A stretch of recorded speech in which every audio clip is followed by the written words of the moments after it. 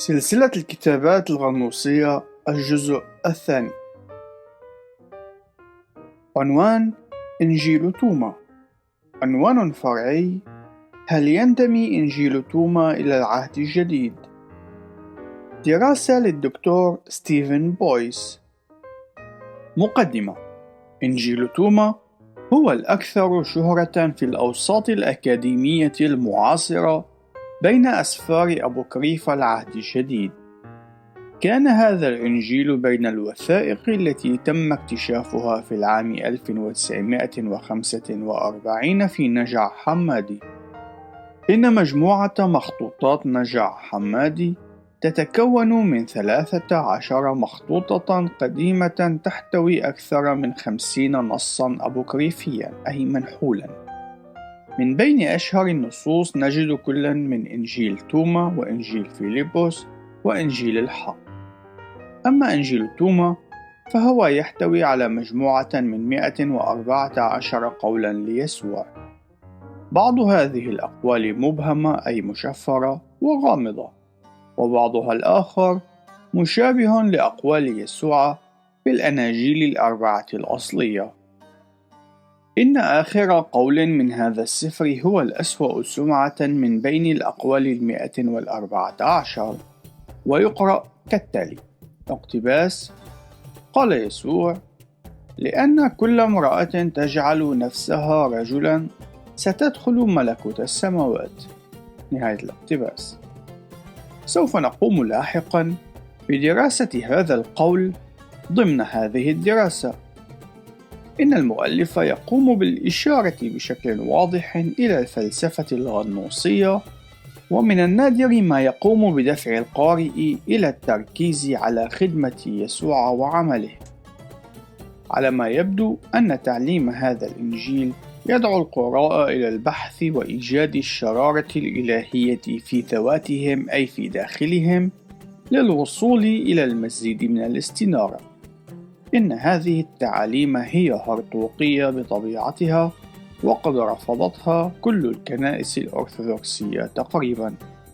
يبتدئ الإنجيل بالكلمات التالية: اقتباس: هذه هي الأقوال السرية التي قالها يسوع الحي والتي دونها يهوذا توما التوأم. نهاية الاقتباس. يدعي المؤلف أنه ديديموس، والتي تترجم التوأم، والذي كان شاهد عيان على حياة وخدمة يسوع. يختلف العلماء حول تاريخ هذا السفر، لذلك نجد مجموعة واسعة من الآراء التي يقدمونها.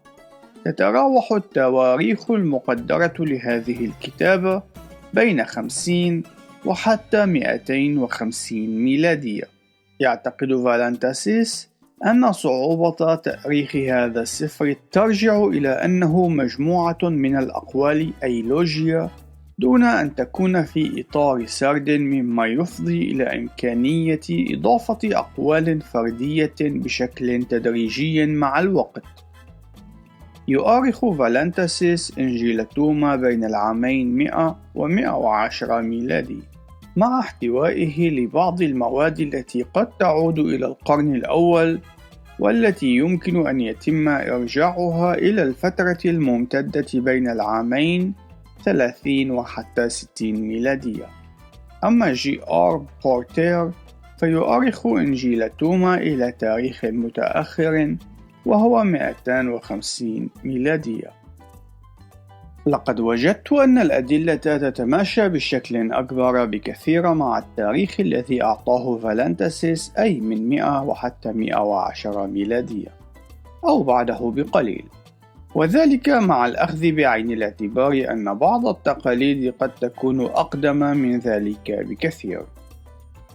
إن فكرة السرية أو الأشياء المخفية سوف تكون فكرة متكررة في هذا الإنجيل، إذ أن الكاتب يحاول أن يقوم بتقديم يسوع كما لو أنه رجل أرشد تلاميذه لكي يقوموا بإيجاد المعرفة المخفية داخلهم. ويبدو أن مفهوم الأقوال السرية المذكورة في المقدمة يصل نفسه بالتصريح الذي أدلى به يهوذا ليس الإسخريوطي في يوحنا في الإصحاح 14 في الآية 22: اقتباس: يا سيد، ماذا حدث حتى إنك مزمع أن تظهر ذاتك لنا وليس للعالم؟ نهاية الاقتباس. يبدو أن مؤلف هذا السفر يقوم بربط كتاباته بإنجيل لوقا وكذلك بالسرد الإنجيلي الذي قدمه يوحنا أكثر من السردين الآخرين. إن هدفي في هذه المقالة هو اختبار 6 من أقوال توما ومقارنتها بالأناجيل الأربعة الأخرى. إضافة إلى ذلك، فإنني أهدف إلى تقييم أصالة الأسفار فيما يتعلق بقانونيتها. عنوان: القول التاسع. قال يسوع: الآن خرج الزارع، أخذ بيده حفنة من البذار ونثرها، بعضها سقط على الطريق فأتت الطيور وجمعته، البعض الآخر سقط على الحجارة فلم ينبت له جذور في التربة ولم يعطي سنابل، والبعض سقط على الشوك فخنق البذار وأكلها الدود، وسقط بعضها على التربة الجيدة فأعطت ثمرا جيدا 60 مكيالا و120 مكيالا. يوجد 5 اختلافات رئيسية في هذا المثل عن التسجيل الموجود في سرديات الأناجيل الإزائية، وذلك في مرقس في الإصحاح 4 في الآيات من 3 وحتى 8، في متى في الإصحاح 13 في الآيات من 3 وحتى 8، وفي لوقا في الإصحاح 8 في الآيات من 5 وحتى 8. وعلى الرغم من أن كل سرد من الأناجيل الإزائية يقوم بالتأكيد على جانب خاص، إلا أنه لا يناقض السرديات الباقية. في الوقت الذي يقدم فيه هذا المثل معلومات جديدة، فإنه يتناقض مع السرديات الأخرى. ومن بين الصفات المهمة لقانونية الأسفار هي قدرتها على إظهار الصفات الإلهية التي تشتمل على الوحدة والدقة. إن هذا السرد لا يظهر وحدة مع بقية الأسفار المقدسة، لذلك فإما أن تكون السرديات الواردة في الأناجيل الإزائية خاطئة على الرغم من كونها تظهر الوحدة بعضها مع بعض، أو أن تكون رواية هذا الإنجيل خاطئة. يوجد 5 اختلافات في هذا السرد عن مثل الزارع. أولا، عبارة اقتباس: أخذ بيده حفنة من البذار، نهاية الاقتباس. تخبر الأناجيل الإزائية قارئها عن البذار التي زرعها الزارع، ولكنها لا تقدم معلومات عن كمية البذار التي زرعت. قد يبدو الأمر غريبا في هذا المثل أن يتم زراعة 4 أنواع تربة مختلفة باستخدام حفنة واحدة من البذار. قد يعتقد المرء أن قطعة الأرض التي يفترض أن تنتج محصولا وفيرا ستحتاج إلى كمية تفوق حفنة من البذار. ثانيا، اختار المؤلف أن يضيف عبارة اقتباس: لم تعطي سنابل، نهاية الاقتباس، وذلك عندما تحدث عن البذار التي سقطت على الحجارة والتي تتماشى مع سرد لوقا. يقول جرانت وفريدمون بخصوص عدم إنتاج سنابل اقتباس: نحن نتواجه في هذا المثل مع العقيدة النحشية القائلة بارتفاع البذار الصالحة إلى السماء، نهاية الاقتباس. ثالثا، يضيف المؤلف تفصيل الديدان الآتية لتلتهم البذار بعد أن خنقتها الأشواك. يؤكد كل من جرانت وفريدمون أن هذا يشير إلى دود جهنم. انظر مرقس الإصحاح 9 في الآية 48. وذلك يرجع إلى أن الغنوصيين يعتقدون أن الجحيم هو على الأرض. يبدو أن هذا التأكيد يقدم إجابة على العشوائية التي ترافق إضافة تفصيل الديدان إلى المثل. فإن كانت الأشواك كافية لخنق البذار، فلماذا سيحتاج المرء إلى إضافة المزيد من الهلاك إلى هذه المحاكاة؟ في المحصلة، إن يسوع كان يشدد على الغرض الذي بسببه لم يعد التلاميذ يتبعونه. لقد اختنقوا بمشاغل الحياة وانغمسوا بلذاتها. رابعاً، أكبر كم من الثمار الناتجة عن البذار التي سقطت على تربة جيدة. لقد اختار لوقا التركيز على أعلى كمية من الثمار، وهو 100 ضعف.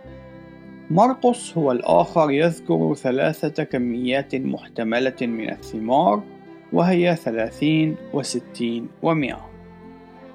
متى أيضا يذكر 3 كميات محتملة، ولكنه يضعها وفق ترتيب معكوس، وهي 100 ضعف و60 و30. أما إنجيل توما فهو يقوم بالتشديد على رقمين، وهما 60 و120 ضعفا. لا يوجد اختلاف حول 60 ضعفا، لكن يوجد اختلاف حول 120. تتفق كل السرديات الإزائية على أن أعلى كم من الثمر يمكن الوصول إليه هو 100 ضعف. أما هذا الإنجيل فإنه يعلم أنه يمكن الوصول إلى ما هو أعلى من ذلك. إن وجود المتواليات سيحمل معنى أكبر وفق إنجيل توما، على أساس أن 120 هو ضعف 60. وإن أراد المرء أن يقوم بجمع السرديات ل4 بعضها مع بعض، فسيكون من المنطقي الخلوص إلى أن الأرقام 30 و60 و120 ستبدو أفضل من 30 و60 و100. ولكن السؤال هو: ما الذي قاله يسوع؟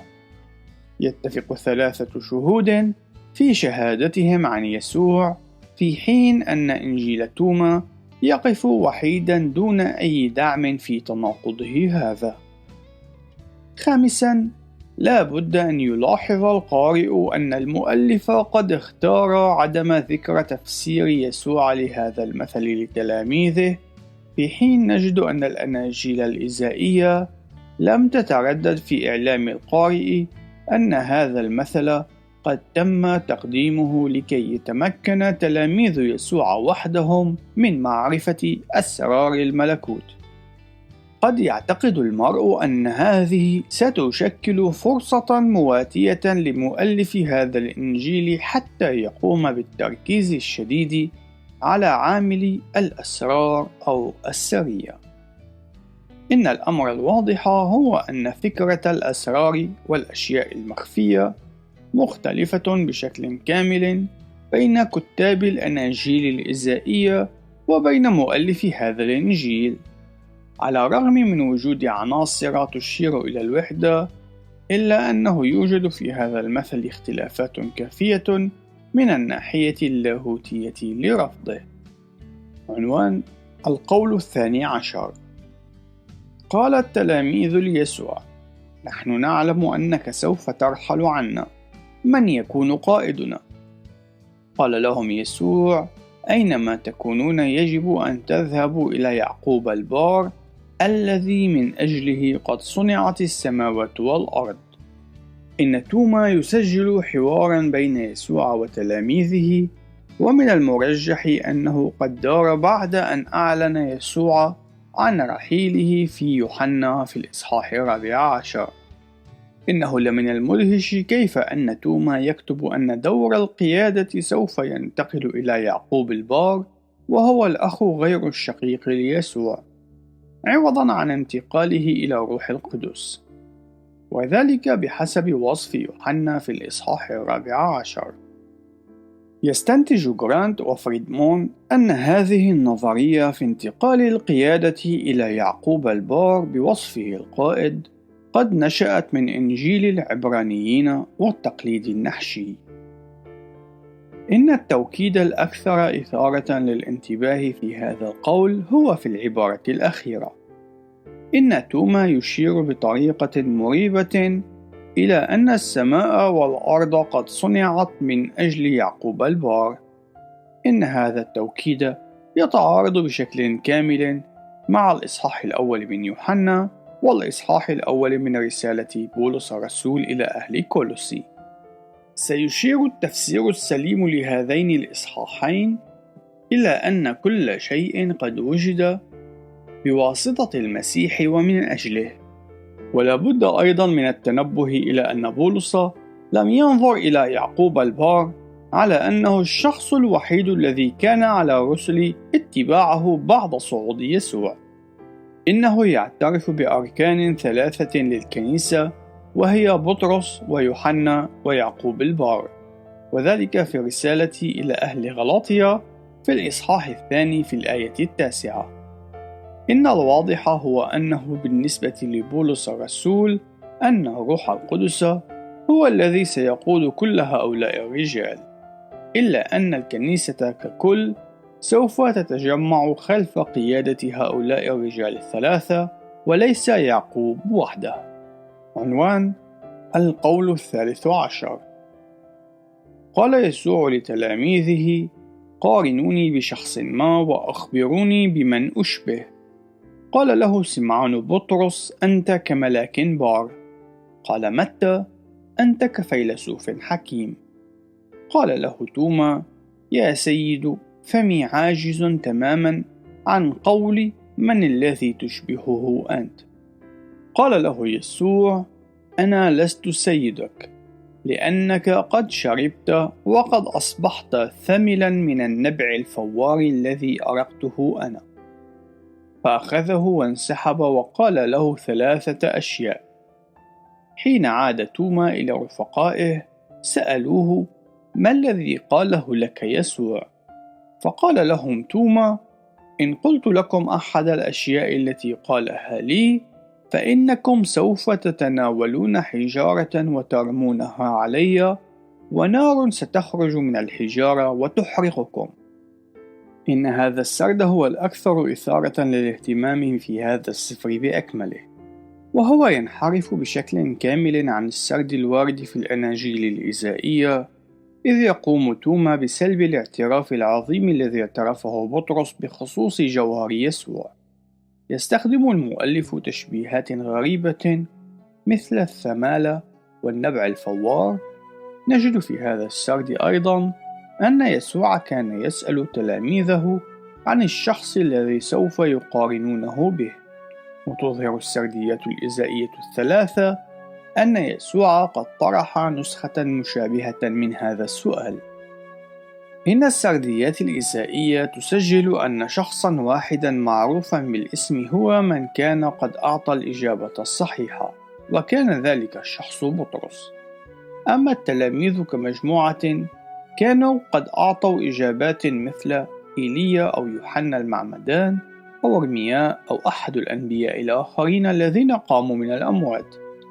ولكن نجد أن إنجيل توما يسجل لنا أن بطرس قد تحدث أولا وأعطى إجابة غير صحيحة.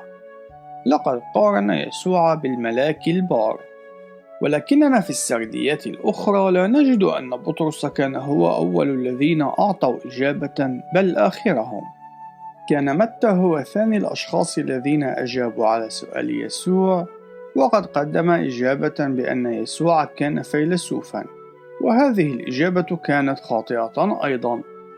أجد أنه من المريب أن يكون الشخصان اللذان يقدمان إجابات غير صحيحة هما 2 من الرسل، واللذان يقفان وراء 2 من السرديات الإزائية. يتفق معظم آباء الكنيسة من القرن الأول فصاعدا أن بطرس هو من كان يقف وراء إنجيل مرقس، فنجد أن بابياس أسقف هيرابوليس من العام 60 وحتى 130 ميلادية يقدم ادعاءات بأن مرقس كتب إنجيله في روما مسجلا وعظات بطرس. إيريناوس من العام 130 وحتى 200 ميلادية الآخر قد ادعى أن مرقس قد كتب إنجيله بوصفه كاتبا على يد بطرس. وقد نسب آخرون من أمثال ترتليانوس ويوسابيوس وجاستن مارتر وكليماندوس وأوريجانوس إنجيل مرقس إلى بطرس. وسيكون من الآمن أن نقوم باستنتاج تاريخي ننسب فيه إنجيل مرقس إلى تعاليم بطرس الشفهية. بعد أن ثبتنا هذه الأمور، سأتابع في عملية استخلاص العلاقة المثيرة للاهتمام بين التلميذان اللذان تحدثا وأعطيا إجابات خاطئة عن شخص المسيح.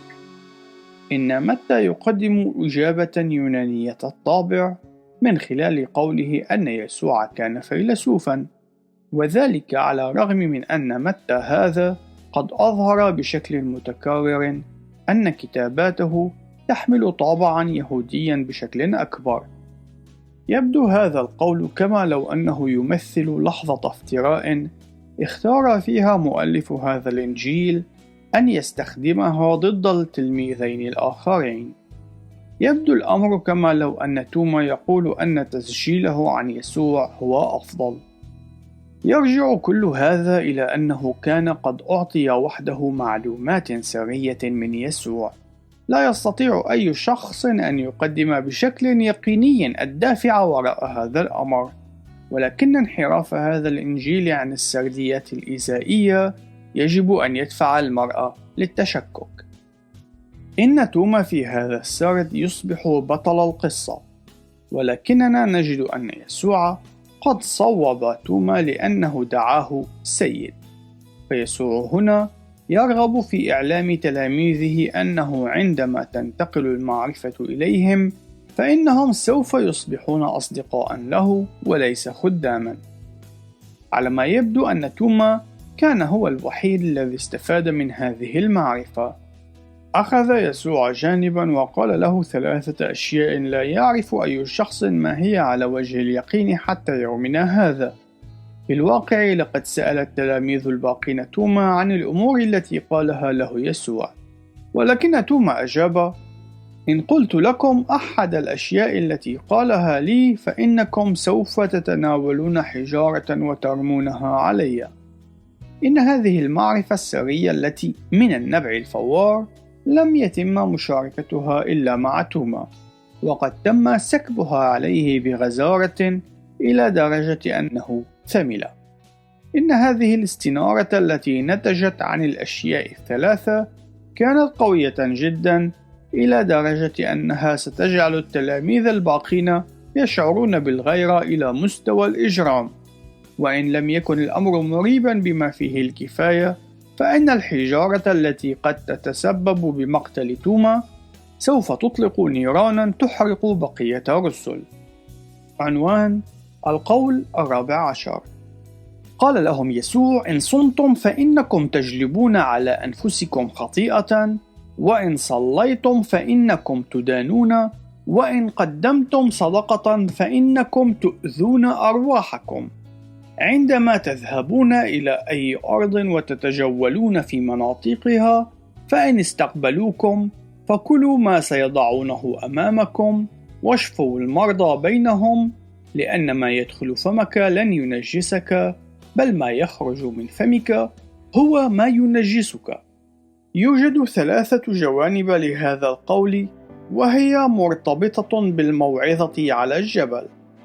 إن الارتباط الذي يقدمه المؤلف بين الصوم والصلاة والصدقات يظهر أنه قد خلط بين متى في الإصحاحات من 5 وحتى 7، ولوقا في الإصحاح 10 في الآيات من 7 وحتى 8. إن يسوع كان قد علم بأن الصوم والصلاة وتقديم الصدقات هي أمور نافعة للمؤمن، وذلك بحسب السرد الوارد في السرديات القانونية. ولكن في هذا الإنجيل يبدو الأمر سلبيا. الصوم يتسبب بإنتاج رغبة شديدة بارتكاب الخطيئة.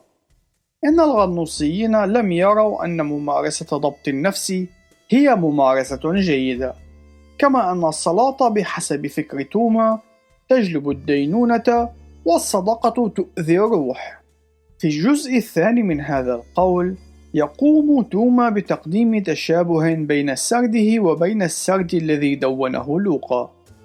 إذ أن يسوع حين أرسل تلاميذه ليبشروا برسالة الإنجيل أعطاهم تعليمات ليتصرفوا وفق طرق معينة، وذلك بناء على قبولهم أو رفضهم.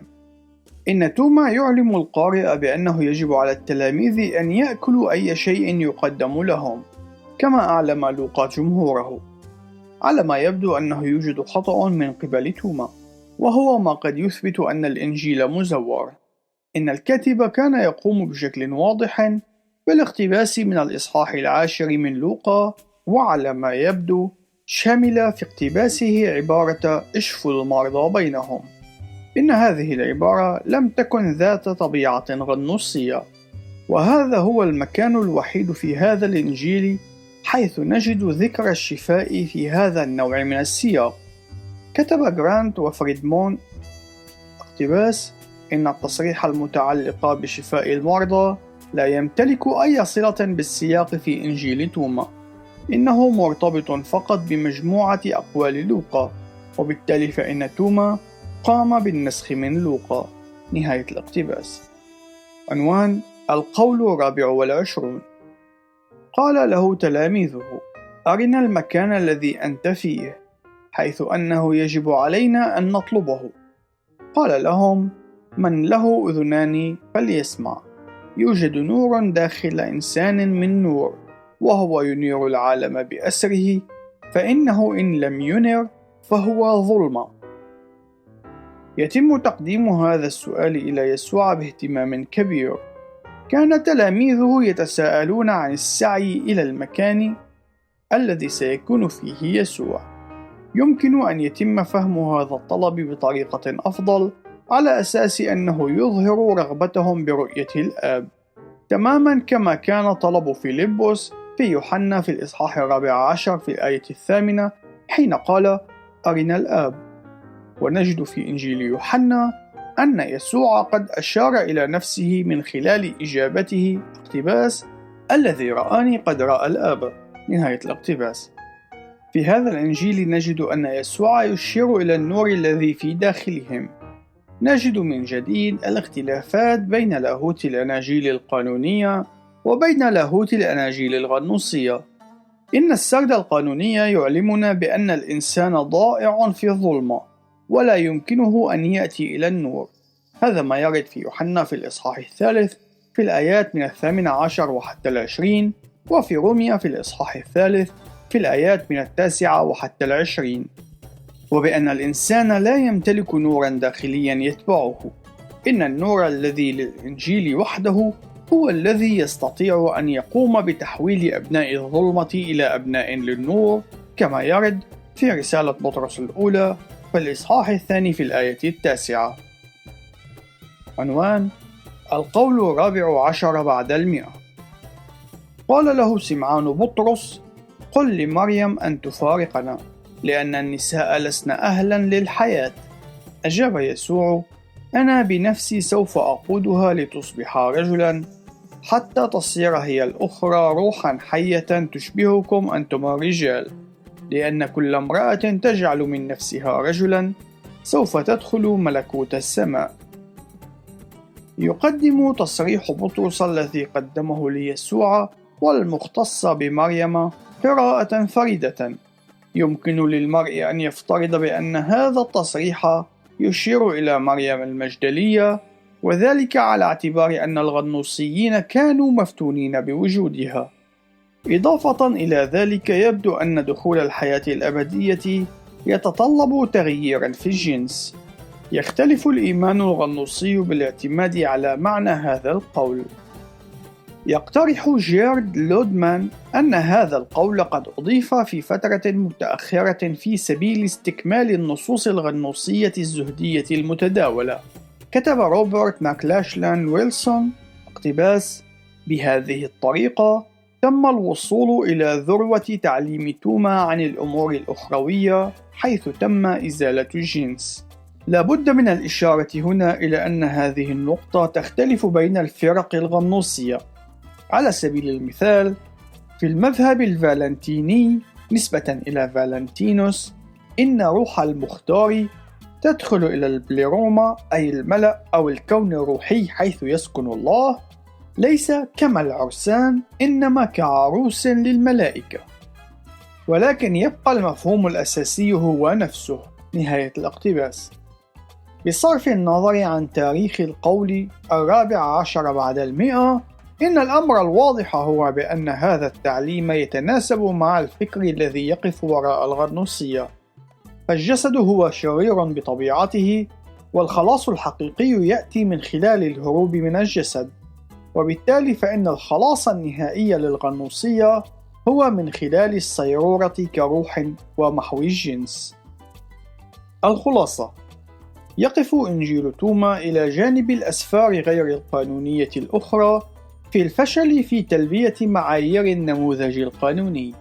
إن أعظم طريقة لتفحص صلاحية الأسفار من أجل قوننتها هو من خلال اختبارها وفق نموذج المصادقة الذاتية. توجد طرق أخرى للقوننة، مثل النموذج الكاثوليكي الرومي، والنموذج التاريخي، ونموذج النقد القانوني وسواها. لكن وبغض النظر عن منهجية المرء المتبعة، فإن معظم النماذج سوف تودي إلى رفض إنجيل توما.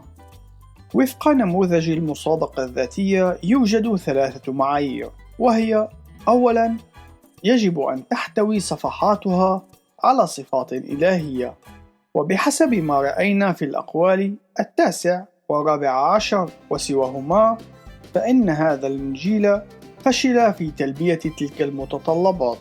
إنه يفتقر إلى الوحدة، ليس مجرد الوحدة الداخلية ضمن السفر نفسه، إنما الوحدة مع الأسفار القانونية الأخرى أيضاً. ثانياً، يجب أن يتم تتبعه إلى الرسل. إن هذه الوثيقة قد ظهرت في وقت لاحق من التاريخ، وذلك بعد أن مات الرسل. إنه من المؤكد أن الكاتب ليس هو توما الرسول، حتى أن العلماء غير المؤمنين سوف يؤيدون هذه الفكرة.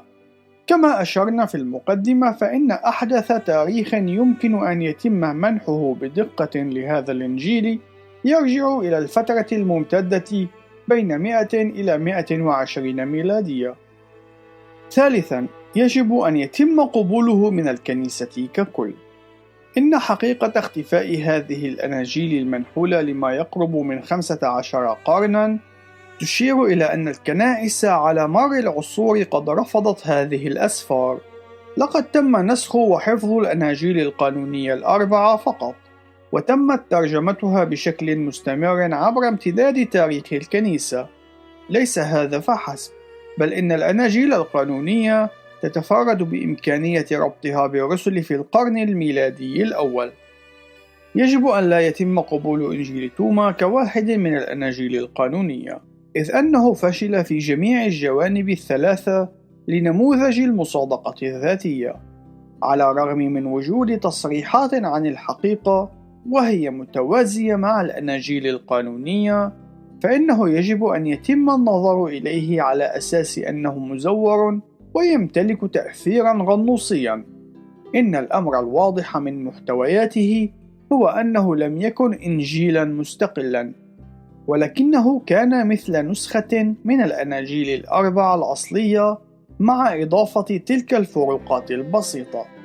يجب أيضا أن يتم اعتبار مضمونه هرطوقيا، ونجد أن يوسابيوس في تاريخه الكنسي لم يقم بوسم إنجيل توما بأنه هرطقة فحسب، بل وسمه أيضا بأنه اقتباس شرير وغير تقوي. نهاية الاقتباس. في الختام، كيف يجب على المسيحيين أن يتعاملوا مع هذا السفر؟ أعتقد أن الوقت قد حان لكي يقوم المسيحيون بالقضاء على جهلهم بهذه الأنواع من الكتابات. يجب أن يتم فحص هذه الأسفار ومقارنتها مع الحقيقة. لقد قام دان براون مع أشخاص كثيرين بالتسويق لهذه الأسفار من خلال بيع ملايين الكتب وجني ملايين الدولارات من الأفلام التي قامت بمنح الشهرة لهذه التعاليم. لقد ابتليت الكنيسة الأمريكية والعالمية بالجهل فيما يتعلق بتاريخ التلقي والقبول المسيحي للأسفار القانونية. يجب أن تكون هذه الأسفار دافعًا للمؤمن لكي يحب ويدرس ويثمن الأناجيل القانونية الأربعة بطريقة أكبر.